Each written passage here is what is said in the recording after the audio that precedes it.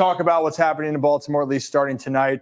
Orioles, Angels, they are first game of a 3-game set out in Anaheim, or I guess it's the Los Angeles Angels of Anaheim, whatever it is nowadays. It's changed through the years. But I'll tell you what hasn't changed is that Mike Trout is still one of the best players in baseball when healthy. He is their catalyst for the team.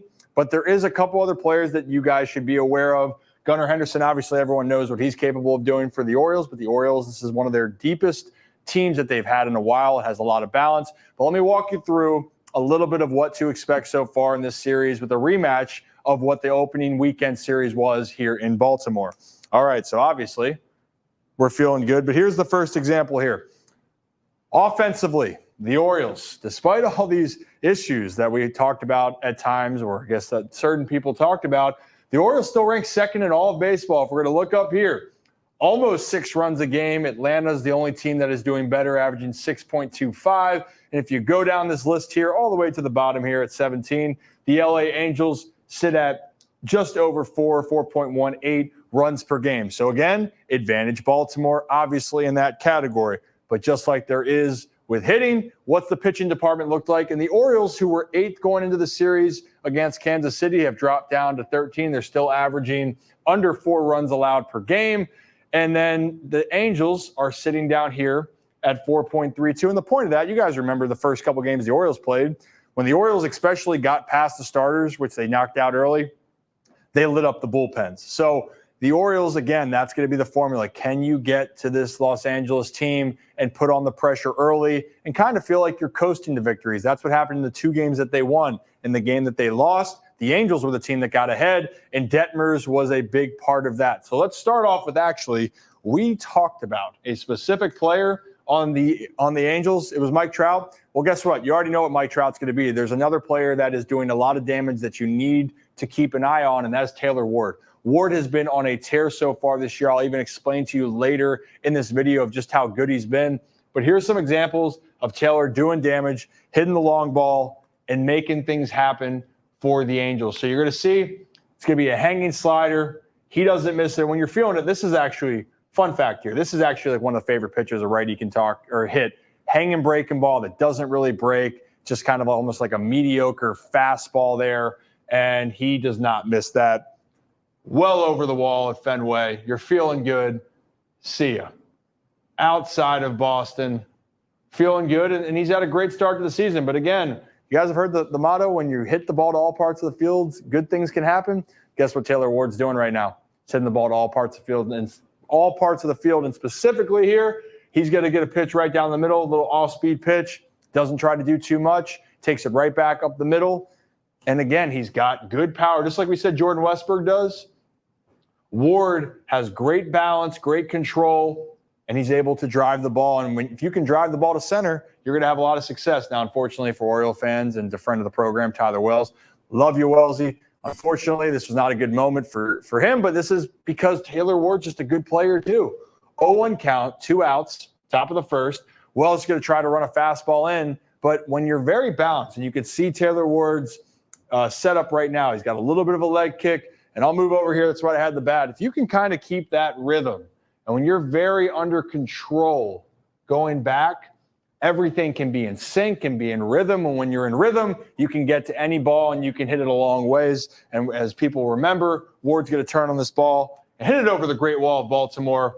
Little, hey, how you doing? Angels get on the board first. And again, this was the game that the Angels won. They got ahead early, right? That's what they're going to need to do. And I just went past the part I wanted to show you about with Taylor Ward specifically. Here are the current RBI leaders, and let me move out of the way.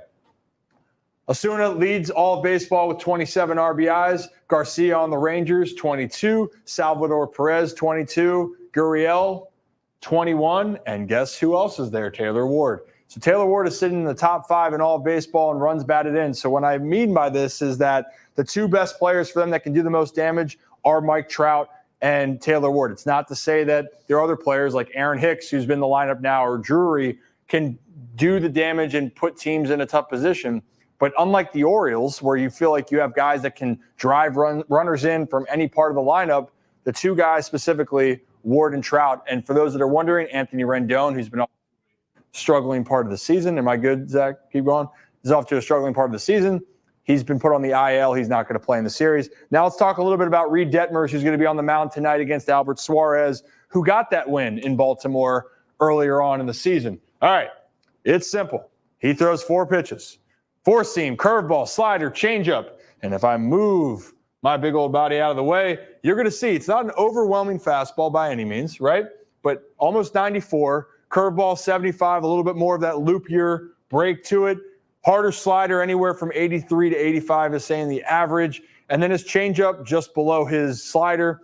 Changeup, again, plays off the fastball. He will use that more against the right-handed hitters because that's usually what sets it up. But let's talk a little bit about it. And the thing I wanted to talk about it is, yes, he's going to throw the majority of fastballs here. You see, that's with most pitchers. They're going to throw a lot of fastballs. But his curveball, slider, and changeup is something he feels comfortable throwing at any time. So let's get more familiar with it, shall we?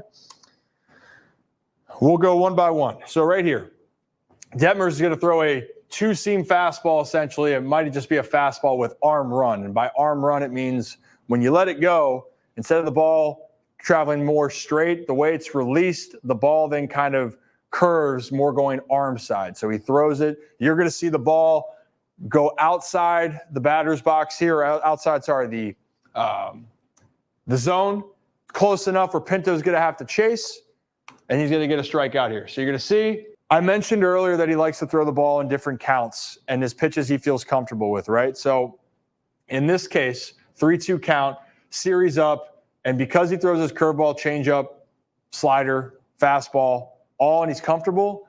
And remember we talked about when Jackson Holliday had a 3-2 pitch out of the way the other day? And he took that fastball right down the middle, and you're like, oh, well, there's no chance you'd throw an off-speed pitch. No one's on base here. There's no outs. So you would think you wouldn't want to let the lead guy get on, right?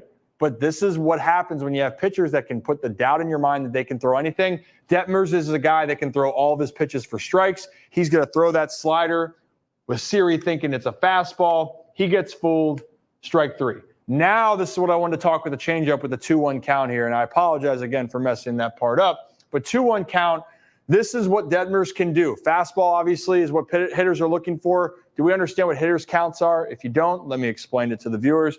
Hitters' counts, 2-1 count. That means you are expecting to be a little bit more aggressive with a fastball, right? So you can maybe cheat, maybe anticipate, maybe take a chance that you're going to try to do some damage here, right? Well, Detmers understands that, just like I'm explaining that he's thinking, all right, Ramirez is thinking I'm going to throw that heater, but guess what? I have good deception with my changeup, so I'm going to make him think I'm throwing a fastball. This thing's going to fall right off the plate, and he's going to swing right over it. So again, imagine that's the fastball right there, and I know the angle's going to say, oh, it's lower to start off, Ryan. But when hitters have that much time to react, it's not a lot. It has the same look coming out of the hands. This is what can make Detmers so effective, is that this ball feels like it's going to have to be a strike. You have an aggressive hitter. He's going to swing right over top of it. Really good pitch. Now, here's an example then of his last one, and this is the loopier curveball, okay? So Detmers, again, 2-2 count. He's going to throw this, but to me, this isn't always going to be his out pitch. The slider's probably going to be the more the out pitch with the fastball, but the curveball can throw off hitters because it is such a drastic difference in miles per hour. It's almost 10 mile an hour slower than his other off-speed pitches. You're going to see this thing loop up. It's going to fool Reyes, and it's actually a perfectly located pitch at the bottom part of the zone. So here it is, and whammy. Changeup's looking like a fastball. The curveball's the one that maybe you're not used to seeing that pop up, and then you think, oh, it's too high, or the way that it's going, you think it's going to be so low, the ball stays up just enough where Reyes is thinking, actually, it's going to be a ball. But great frame by the catcher. Detmers gets a strikeout, and that's an example of his arsenal of what he's capable of doing. And Rocco's right. I don't like to say that Rocco's right all the time, but he is right. Detmers is a really talented pitcher. He's off to a great start this year for the Los Angeles Angels, and he is going to be tasked with trying to stop this extremely hot and talented Baltimore Orioles lineup. And that's all I got for that. But again, keep in mind who you guys would like me to break down in the future. Hit that like and subscribe button. We would greatly appreciate that.